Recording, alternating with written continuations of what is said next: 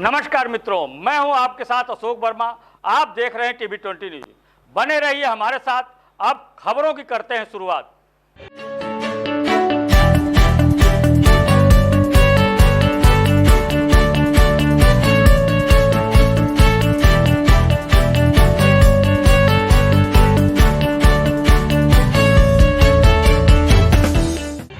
आजमगढ़ शहर में स्थित जजी के मैदान में अमृत महोत्सव कार्यक्रम का आयोजन किया गया है, जहां जनपद की हर क्षेत्रों से लोग गाजे और बाजे के साथ भारी संख्या में पहुंच रहे हैं। कार्यक्रम में भारत माता का पूजन एवं सामूहिक वंदे मातरम गायन का कार्यक्रम रखा गया है और कार्यक्रम की अध्यक्षता लेफ्टिनेंट जनरल दुष्यंत सिंह, विशिष्ट अतीत पूज्य स्वामी राजकुमार दास व पूर्वांचल विश्वविद्यालय के कुलपति प्रोफेसर निर्मला एस मौर्य हैं।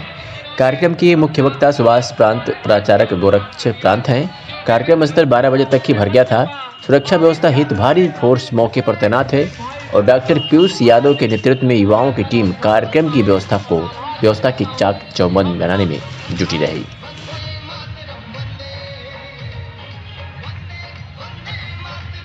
आजमगढ़ में कांग्रेसियों ने गृह मंत्री अजय मिश्रा टेनी की अपने पद से बर्खास्त करने की मांग उठाई है और धरना प्रदर्शन जमकर किया है। बता दें कि आजमगढ़ में धरना प्रदर्शन करते हुए कांग्रेस जनों ने गृह मंत्री अजय मिश्रा टेनी को अपने पद से बर्खास्त करने की मांग की और इसको लेकर जिलाधिकारी को ज्ञापन भी सौंपा है।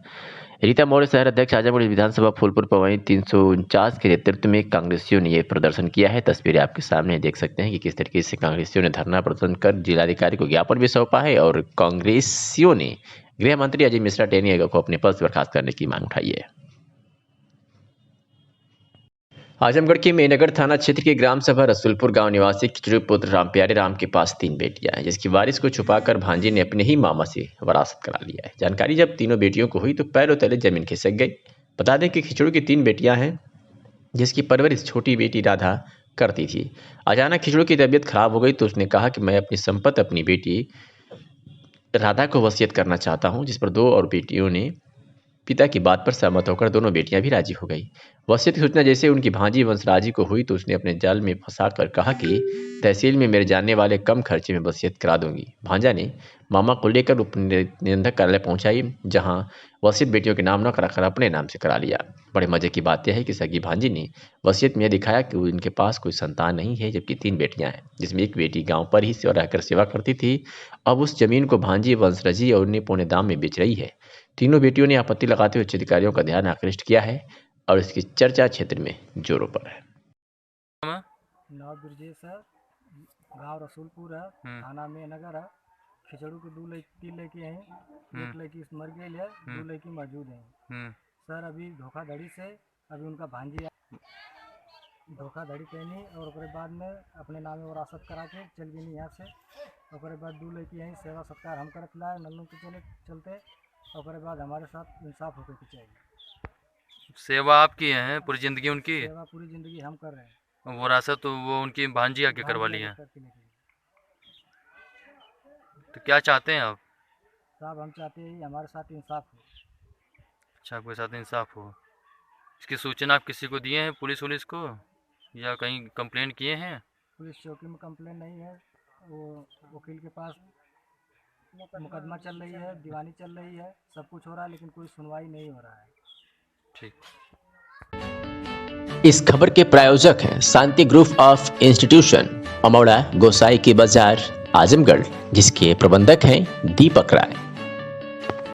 आजमगढ़ जनपद में पुलिस अधीक्षक अनुराग आर्य ने जन सुनवाई के दौरान 50 प्रार्थना पत्रों के निस्तारण हेतु आवश्यक दिशा निर्देश संबंधित अधिकारियों को दिया। उन्होंने कहा है कि मौके पर जाकर शिकायतों को तत्काल निष्पक्ष व न्यायोचित जांच कर विधिक निस्तारण सुनिश्चित करने हेतु। तो खबर आपको आजमगढ़ से दिखा रहे हैं, जब पुलिस अधीक्षक आजमगढ़ अनुराग आर्य द्वारा जनसुनवाई की गई। जनसुनवाई में कुल 50 प्रार्थना पत्रों के निस्तारण हेतु संबंधित अधिकारियों को मौके पर जाकर शिकायतों की तत्काल निष्पक्ष और न्यायोचित जांच कर विधिक निस्तारण सुनिश्चित करने हेतु निर्देशित किया गया है। और आजमगढ़ के रानी की सराय से आपको एक खबर दिखा रहे हैं, जहां सहारा इंडिया परिवार ब्रांच रानी की सराय से जमा धन की समयबद्ध पूर्ण होने के पश्चात भी भुगतान नहीं करने से नाराज जमाकर्ताओं एवं कार्यकर्ताओं ने ब्रांच में ताला जड़ दिया है और मौके पर भारी भीड़ है और आक्रोश को देखते हुए पुलिस फोर्स तैनात कर दी गई। तो खबर आपको ये आजमगढ़ से दिखा रहे हैं, जहां रानी की सराय में सहारा इंडिया परिवार ब्रांच पर जमा धन के समयावधि पूर्ण होने के पश्चात भी भुगतान न करने से नाराज जमाकर्ताओं में कार्यकर्ताओं ने ताला जड़ दिया है। स्थिति को कंट्रोल हेतु पुलिस फोर्स तैनात कर दी गई है। हमारे काम आएगा। सबका प्लानिंग होता है ना। ये पैसा मिलेगा तो हम ये काम करेंगे। वो काम नहीं सर, मेरा पैसा एक घर बनत रहा तब हम जमाना टीवी लिया तो फार्म जमा करके दूसरे का देने वाला घर बना तो कर्जा ले ले तो हमारा पैसा मिल जाए, हम कर्जा दे दे। आज पैसा ना मिला बोली ना क्यों 2 साल का मैच्योर जब आई तो नहीं, जब विवाद चल रहा था एजेंटों लाइए जमा करा लेता मना कर दीजिए। ए बाबू क्या करता है भाई, बड़ी बड़ी मोबाइल ले लिया बनाइए, आप भी बनाइए, आप भी बनाइए। वो तरह के यूट्यूब पे देखवा कितना वीडियो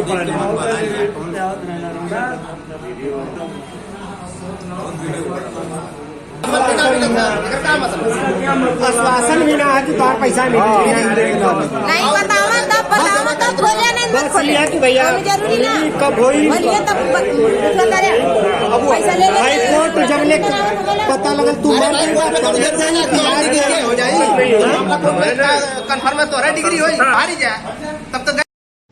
आजमगढ़ से खबर है, जहां United forum of bank unions के आह्वान पर बैंकों के निजीकरण एवं शीतकालीन संसदीय सत्र में लाए जाने वाले प्रतिगामी बैंकिंग सुधार बिल के विरोध में जनपद के बैंकों में गुरुवार को हड़ताल पूर्ण रूप से सफल रही, जिससे लगभग 1 अरब का लेन देन प्रभावित रहा।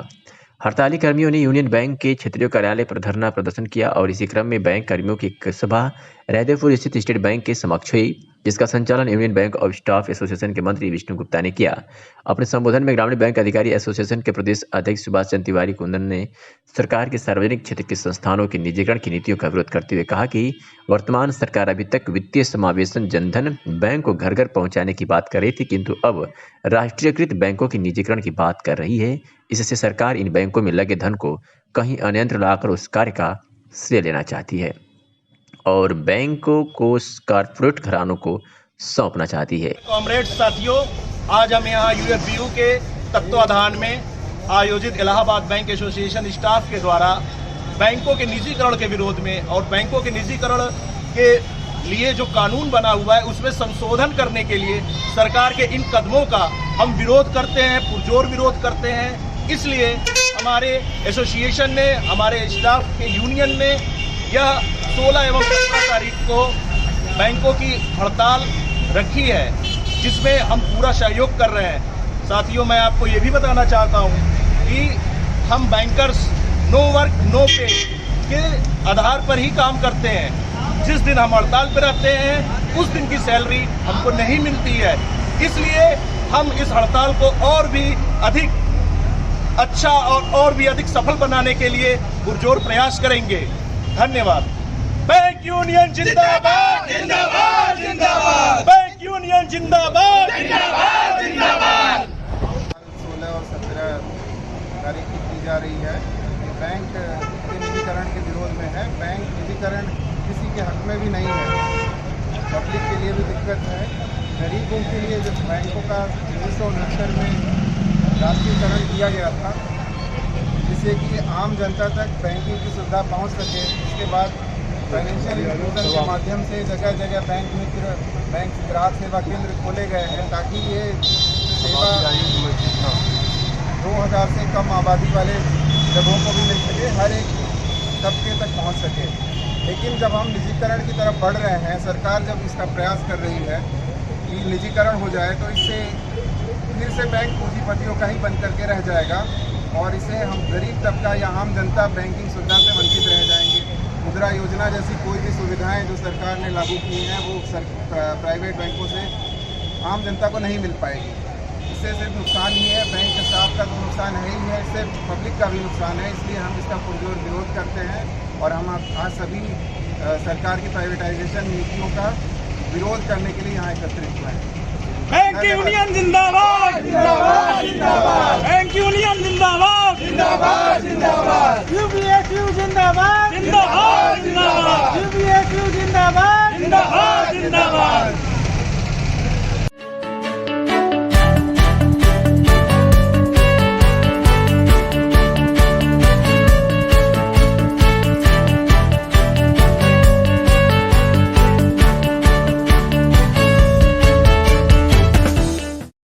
बलरामपुर से खबर है, जहां सरकार द्वारा किए जा रहे बैंकों के निजीकरण को लेकर बलरामपुर में बैंक कर्मियों ने United forum of bank unions के बैनर तले 2 दिवसीय हड़ताल का ऐलान करके अपने सैकड़ों साथियों के साथ विरोध प्रदर्शन करते हुए रोड मार्च किया, जिसमें कई बैंक शाखाओं के अधिकारी कर्मचारी शामिल रहे। इस हड़ताल में शामिल प्रथमा यूपी ग्रामीण बैंक शाखा धुसाह के शाखा प्रबंधक अरविंद कुमार सिंह ने कहा कि बैंकों का निजीकरण होने से जनता का पैसा डूबने का खतरा बना रहता है। निजीकरण से ठेकेदार प्रथा पनपती है और एक बड़ा रकम पूंजीपतियों के हिस्से में जाता है। निजीकरण से अब तक भारत में 736 बैंक डूब चुके हैं। निजी क्षेत्र का उद्देश्य ज़्यादा से ज़्यादा लाभ कमाना होता है, जिसके कारण खाताधारकों से असीमित शुल्क वसूली किया जाता है। निजी क्षेत्र के बैंक औद्योगिक घरानों को लाभ पहुंचाने का कार्य करते हैं, जिसे हम सफल नहीं होने देंगे। उन्होंने कहा कि इस हड़ताल में देश के विभिन्न बैंकों से करीब 130 शाखाएं शामिल है, जिनके कारण 300 करोड़ का कारोबार प्रभावित हो रहा है। लोगों के द्वारा आज स्ट्राइक किया गया है। एक्चुअली स्ट्राइक का कारण जो है बैंकों का जो निजीकरण है वो है, और जो बैंक एमेंडमेंट बिल लाया है पार्लियामेंट में, उसके अगेंस्ट में ये स्ट्राइक किया गया है। United forum of bank union की तरफ से 2 दिन का ये स्ट्राइक कॉल किया गया है। राष्ट्रव्यापी हड़ताल है, जिसमें 11 लाख से ज़्यादा बैंक कर्मचारी और अधिकारी स्ट्राइक पे हैं और रेलवे का समर्थन प्राप्त है। कम से कम 1,20,000 शाखाएँ पूरे भारतवर्ष में आज बंद है, जिसके कारण एक दिन के लिए 300 करोड़ से ज़्यादा की लॉसेस है सरकार को। भदोही से खबर है, जहां छात्र संघ चुनाव के दृष्टिगत पर्याप्त पुलिस बल का सुरक्षा व्यवस्था किया गया है। चाक चौबंद। बता दें कि काशी नरेश स्नातकोत्तर महाविद्यालय ज्ञानपुर के छात्र संघ चुनाव के दृष्टिगत क्षेत्राधिकारी गण द्वारा प्रभारियों सहित पीएससी व पर्याप्त पुलिसकर्मियों की ड्यूटी लगाकर चुनाव प्रक्रिया को सकुशल और शांतिपूर्ण संपन्न कराया जा रहा है।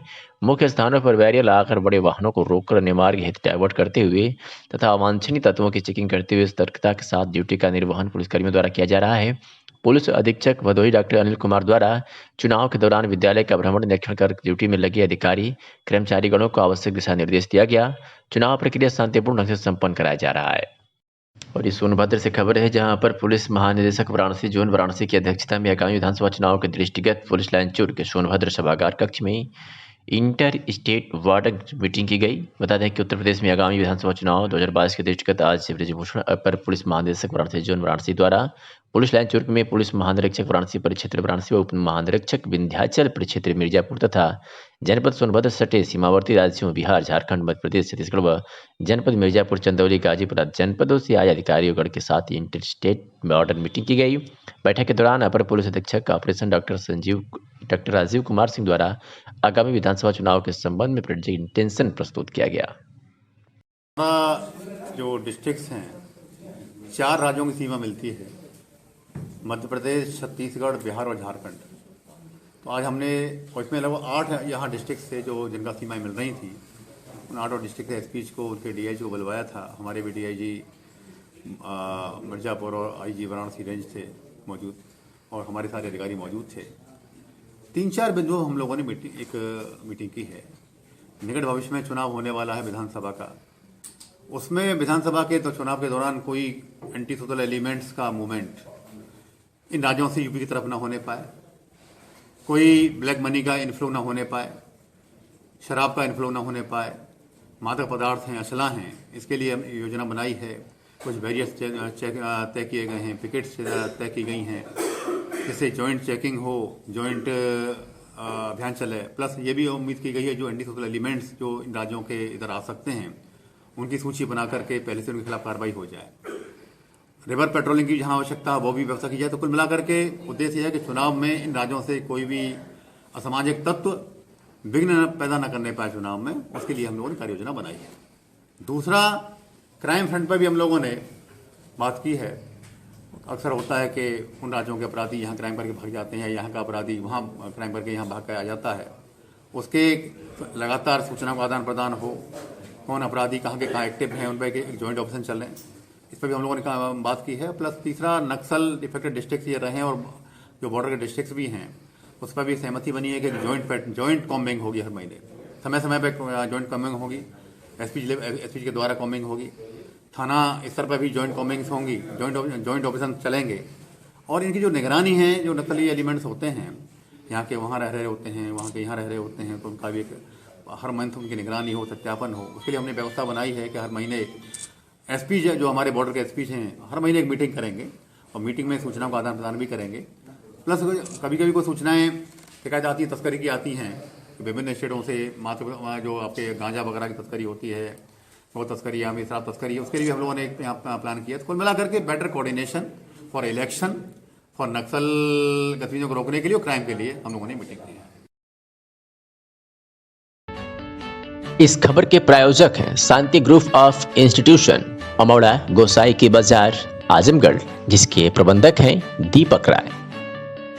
ये खबर आपका आजमगढ़ से दिखा रहे हैं, जहां पर मंडलायुक्त विजय विश्वास पंत ने लक्ष्य से काफी कम राजस्व वसूली पर 3 अधिकारियों के विरुद्ध सख्त रवैया अपनाते हुए आगाह किया है कि दायित्वों के निर्वहन में शिथिलता एवं उदासीनता किसी भी दशा में क्षम्य नहीं होगा। मंडलायुक्त श्री पंत बुधवार को देर सायं अपने कार्यालय के सभागार में कर करेत्तर वसूली एवं अन्य राजस्व कार्यों की समीक्षा कर रहे थे। उन्होंने आजमगढ़ में वाणिज्य कर की वसूली अत्यंत कम पाए जाने पर सख्त नाराजगी व्यक्त किया है तथा कहा कि बार बार निर्देश जाने के बावजूद भी वाणिज्य कर की वसूली में कोई प्रगति नहीं हो रही तथा परिवर्तन कार्य भी नहीं किया जा रहा है। उन्होंने इस संबंध में अपर आयुक्त प्रशासन अनिल कुमार मिश्र को निर्देशित किया कि संबंधित का उत्तरदायित्व निर्धारित करते हुए उनके विरुद्ध दंडात्मक कार्यवाही हेतु कमिश्नर वाणिज्य कर को स्तुति कर भेजी जाए। इस प्रकार आबकारी विभाग द्वारा की गई वसूली समीक्षा में पाया गया कि मंडल के जनपदों में न तो अवैध शराब के कारोबार के विरुद्ध कोई बड़ी कार्रवाई की गई है और न ही बड़ी मात्रा में अवैध शराब पकड़ी गई है। इसके अलावा छापेमारी भी नहीं की जा रही है। मंडलायुक्त ने इस स्थिति पर अप्रसन्नता व्यक्त करते हुए उप आबकारी आयुक्त को चेतावनी निर्गत करने हेतु निर्देशित किया है। वहीं विद्युत देय की वसूली की समीक्षा में विदित हुआ कि आजमगढ़ एवं बलिया में वसूली अच्छी है, परंतु मऊ के विद्युत देयों की वसूली की स्थिति विगत कई माह से अत्यंत खराब बनी हुई है, जबकि पूर्व में कई बार वसूली बढ़ाने हेतु निर्देश दिए गए थे। इस पर उन्होंने संबंधित की जिम्मेदारी तय करते हुए विद्युत विभाग के प्रबंध निदेशक को अवगत कराने जाने का निर्देश दिया है। ये खबर आपको आजमगढ़ से दिखा रहे हैं, जहां पर सिविल नेशनल इंटर कॉलेज द्वारा स्कूल के सभी छात्र छात्राओं को निर्वाचन के बारे में जागरूक किया गया। आपको बता दें कि विधानसभा सामान्य निर्वाचन 2022 के दृष्टिगत मतदाता जागरूकता एवं सहभागिता अभियान 2021-2022 के अंतर्गत civil national inter college Azamgarh में जिला विद्यालय निरीक्षक डॉक्टर वी.के. शर्मा द्वारा स्कूल के सभी छात्र छात्राओं को निर्वाचन के बारे में जागरूक किया गया। आपको बता दें कि विधानसभा सामान्य निर्वाचन 2022 के दृष्टिगत मतदाताओं को जागरूक करने के उद्देश्य से आनंद महिला विद्यापीठ इंटर कॉलेज बरसेरवा आजमगढ़ की छात्र छात्राओं को भी जागरूक किया गया।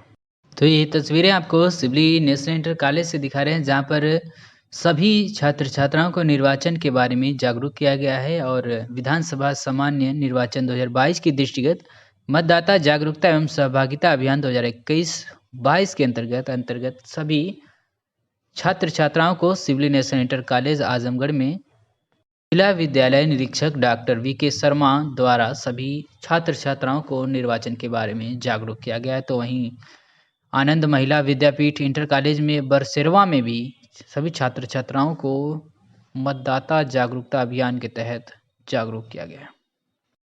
ये खबर आपको आजमगढ़ से दिखा रहे हैं, जहाँ पर जज न्यायालय के मैदान में अमृत महोत्सव आयोजन समिति आजमगढ़ द्वारा हर्षोल्लास के साथ बड़े धूमधाम से मनाया गया। आपको बता दें, भव्य कार्यक्रम का प्रारंभ मुंबई से आए हुए कलाकारों के द्वारा अभिजीत सांस्कृतिक कार्यक्रम के द्वारा प्रारंभ हुआ।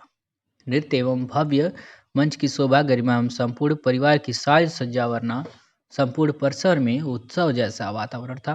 संपूर्ण परिसर में सुंदर मैट्रिक एवं रंग बिरंगी कुर्सियां अपनी छटा बिखेर रही थीं। रंग बिरंगी विद्यालय विश्व में बालक एवं बालिकाएं प्रभु गीत थे। सर्वप्रथम पूर्व सैनिकों का सम्मान किया गया। 2 स्वर्गीय स्वतंत्रता संग्राम सेनानियों के 100 पुत्रों को भी सम्मानित किया गया। कार्यक्रम की अध्यक्षता लेफ्टिनेंट जनरल दुष्यंत सिंह ने किया।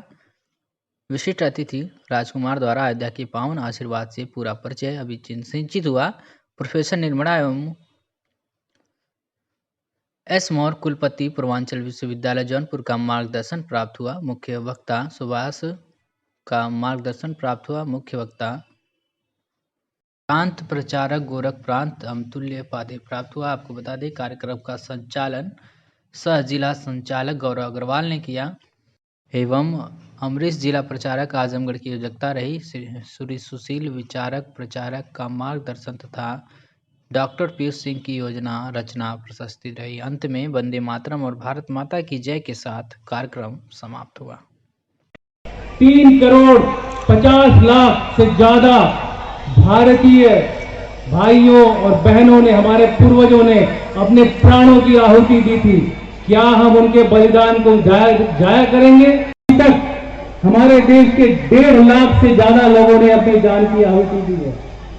आज हमें संकल्प लेना है कि जिस तरह से हमने अपनी आजादी को बचा के रखा है, आगे की अमृत महोत्सव श्रृंखला को आगे बढ़ाने में मैंने ये जो थोड़ा सा योगदान दिया है, उससे अगर आज एक भी बच्चा प्रोत्साहित होता है, एक भी बच्चा, चाहे वो इंजीनियर बने, चाहे वो किसान बने, चाहे वो फौजी बने, भारत की उन्नति के लिए काम करता है, तो मैं समझूंगा कि मेरा काम पूरा हुआ।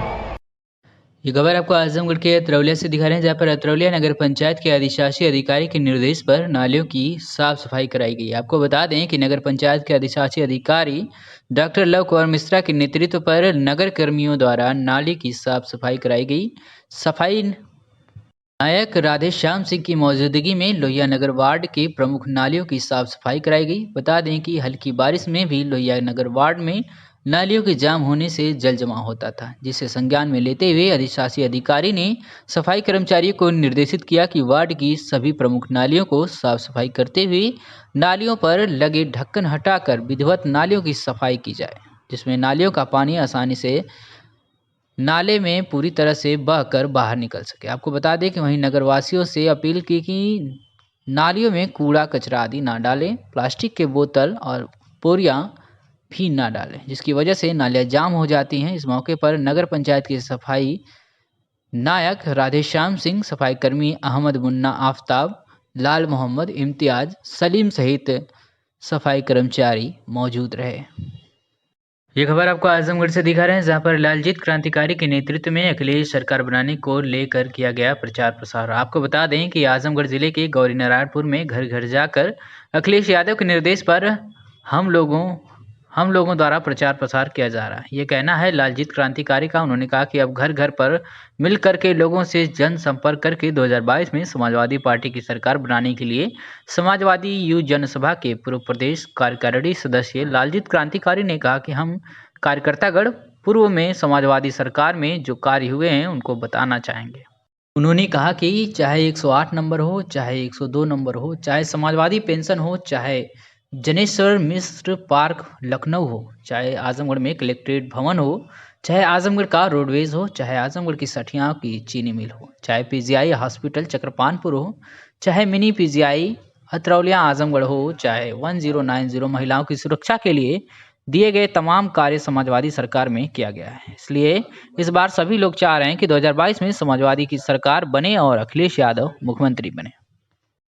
ये खबर आपको आजमगढ़ से दिखा रहे हैं, जहाँ पर ऐतिहासिक गोविंद साहब मेले पर भारी संख्या में लोग पहुंच रहे हैं। आपको बता दें कि स्थानीय क्षेत्र के अम्बेडकर नगर सीमा के अहरौली गांव में लगने वाला पूर्वांचल के प्रसिद्ध ऐतिहासिक गोविंद साहब मेले में भारी जनसंख्या में श्रद्धालु पहुंच रहे हैं। आपको बता दें कि वहीं ग्रामीण अंचलों से भी लोग पहुँच रहे हैं। ठंडक के बावजूद श्रद्धालुओं ने मेले को लेकर जबरदस्त उत्साह है। भोर से ही बाबा गोविंद साहब मेले में भीड़ लग रही है। आपको बता दें कि पवित्र सरोवर में लोग डुबकी लगाने के पश्चात ही बाबा की समाधि पर लाल गन्ना एवं खिचड़ी चढ़ा रहे हैं। ऐसी मान्यता भी है कि बाबा को लाल गन्ना और खिचड़ी बहुत पसंद था। पूर्वांचल के मऊ, गाजीपुर, बलिया, जौनपुर आदि जिलों से बड़ी संख्या में श्रद्धालु आ रहे हैं। मेले में झूला, खजला, पशुओं की दुकान के साथ साथ लोहे, लकड़ी आदि की भी दुकानें लगी हुई हैं। श्रद्धालुओं के साथ साथ ग्रामीण क्षेत्रों के लोग भी भारी संख्या में पहुंचकर बाबा की समाधि पर पूजा पाठ करके मेले का लुत्फ उठा रहे हैं। छोटे छोटे बच्चों के लिए मेले में झूला, मौत का कुआं, सर्कस, जादूगर आदि लगा हुआ है। मेले में लकड़ी और लोहे के सामानों की बड़ी बड़ी दुकानें हैं, जहां लोग खरीदारी कर रहे हैं। मेले में आई हुई महिला श्रद्धालु भी दुकानों पर खरीदारी करती नजर आईं।